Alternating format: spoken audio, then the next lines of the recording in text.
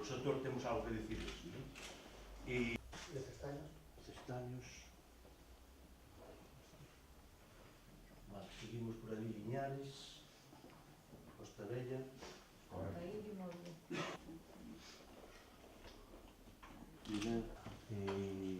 Manolo tamén. Sí, perdón. Portón. Xuntanza. O teu nome? Gonzalo. O punto do pleno que realmente é aí onde hai...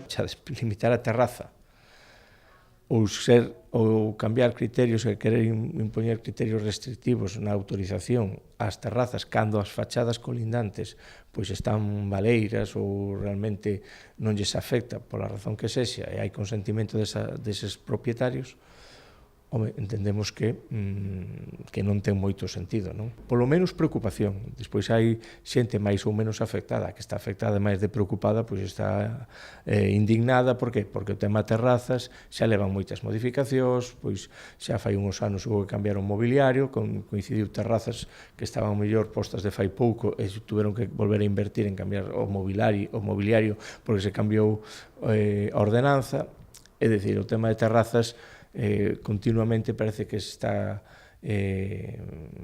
aí no punto de vista do político de cambiar a norma. E cada cambio desos ao empresario costa a veces moitos cartos, outras veces menos, pero sempre é unha situación novedosa que xenera certa inquedanza.